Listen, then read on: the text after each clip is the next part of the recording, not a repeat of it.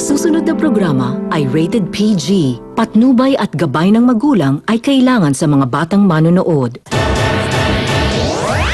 Huwebes ng gabi po ngayon mga kapatid, February 2 at ito pa rin po ang Juicy. Magkakasama kami ni IC Mendoza. Wow, napakakagalang-galang Gladys Reyes. Pagulay na gabi. Shalala! And of course, ang aming prinsesa, Alex Gonzaga. P.S. I love you. Uy, talagang ano. At eto na po mga kapatid ang iikutan ng ating kwentuhan ngayong gabi dito sa ating Juicy Headline. Straight from the heart ang mga isyong ihahatid ng nag-iinit na kwentuhan ngayong Huwebes. Kaya dito ka na sa paboritong showbiz tambayan. Pelikulang pagsasamahan daw ni na Governor Vilma Santos at Angel Locsin. Wala nang urungan. Kapatid Princess Danita Paner, may hinanakit pa rin kay JC De Vera. Kapatid hosts Amy Perez at Attorney Persida Acosta, ipinagsasabong Karel, nagkwento tungkol sa kalagayan ng Comedy King Dolphy. Magkapatid na Phil and James Young husband, nagbigay ng update sa kanilang mga love life. Claudine Barreto, tahasang tinanggihan ng Kapamilya Network. John Lloyd Cruz, hindi na raw pakakawalan si Shaina Magdayaw. Puso sa puso ang usapan. Walang labis, walang kulang ang masayang chikahan. Juicy! Okay, eto na. Pelikulang pagsasamahan ni na Governor V at Angel, wala nang urungan. Ay, tuloy na, in Ano yun? fairness. Angel and... Ate V. Governor Vilma, of course. Pero alam mo, Ito yung after mo na ng ang posibilidad niya next year na, kasi meron sila ni Kim eh. Di ba, one movie a year lang naman si Governor.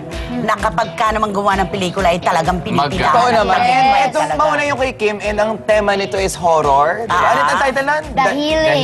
The Healing. Pero sa isang interview sinabi ni Ate V na gusto niya rin daw matuloy yung movie nila ni Megastar. Ano yan eh, manaon Naka-line up, siya kung gumawa ng pelikula. Manaon na talaga namang kapag ipinalabas, eh kinasasakitan. Yes. Nay, I'm so happy for Shalala. Tinatawagan siya ngayon ni Direk Tony Y. Reyes. May bagong Ay, may bagong racket. I am so proud of you, Shalala. Ano kaya, gano'ng kahaba ang role? I think mga ano na to, 15-seconder na.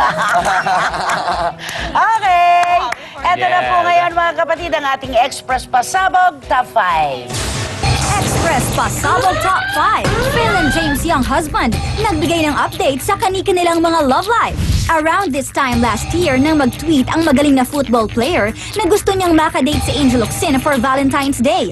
At doon na nga nagsimula ang kanilang very happy relationship. Pero kahit paanong pilit nating paaminin ng dalawa ay lagi na lang nila tayong binibigo dahil wala pa rin confirmation hanggang ngayon. Swertihin na kaya tayo this time? Phil, is Angel officially yours? We're officially together, but walang title, walang status. Pero officially kami. Eh ano naman kaya ang status ng love life ng kanyang older brother na si James? I'm single at the moment. Just I think at the moment I'm focusing on my career on football and carrying on sustaining the popularity of football in the country. At sa pagbabalik po ng Juicy, iba naman ang aking baon. Medyo seryoso. Yeah. Tungkol ito kay Congressman Manny Pacquiao na ang best friend na itinuturing ngayon ay ang hawak niya laging Biblia. Wow. At si Alex, alam niya ito na ang nag-guide talaga sa kanilang mag-asawa, sa kanila ni Jinky, ay si Direk Jeric Soriano. Pastor siya. Pastor. Pastor oo. na po siya Pero ngayon. nagdidirect kasi, di ba? Kaya, pero pastor na talaga. Ito yung Okay. tate ni ano? Oo, ng boyfriend na kanyang ate, ni Direk Paul. At ang ganda-ganda ng nagaganap sa kanilang buhay dahil ngayon pa lang daw kasi natupad yung kanilang pagsasama na ang Diyos ang nasa gitna ng kanilang relasyon. Wow. Ang sabi ng iba, sana daw hindi masyadong forcing through yung pagsasabi ni Manny tungkol sa kanyang pagbabago. Kasi alam mo naman dito sa ating bansa, kapag sinasabi mo Biblia, relihiyon, ang Diyos, ang Panginoon, parang ang tingin sa atin nakakulong at parang nagpapakabanal.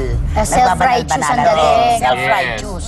Pero wala tayong magagawa. Ito pa lang kasi yung estado na ipinakikilala pa lang niya yung kanyang sarili bilang isang taong sumusunod na Tsaka sa mga nanay, batas ng Diyos. di ba bilang siguro nakilala niya talaga si Lord? Eh di ba pag nakilala mo talaga na-overwhelm ka Oo, kasama ng Holy Spirit. Oo. Wow, ito na tayo. Holy Spirit. Yes, Oo. syempre, di ba? Talagang gusto mo ipagsabi yung nararanasan mo. Dahil gusto mo maranasan din ng ibang Sino tao. naman tayo para humusga? Oo. Napakinggan ko yan sa radyo na kay Sir Ted Filon. Na sabi nga nila, kumbaga, na-realize daw talaga ni Manny, dahil syempre, with all the success, minsan talaga, may pagkakataon na parang pwede kang makalimot, Nauntog siya sa katotohanan na meron pala siyang napapabayang aspeto ng kanyang buhay. At si Jinky naman sa kabilang banda ay masayang-masaya dahil wala na siyang problema. Pero sana yan wala na ay- siyang Good reklamo. for you. Pero sana na hindi lang yan sa umpisa, sana hanggang...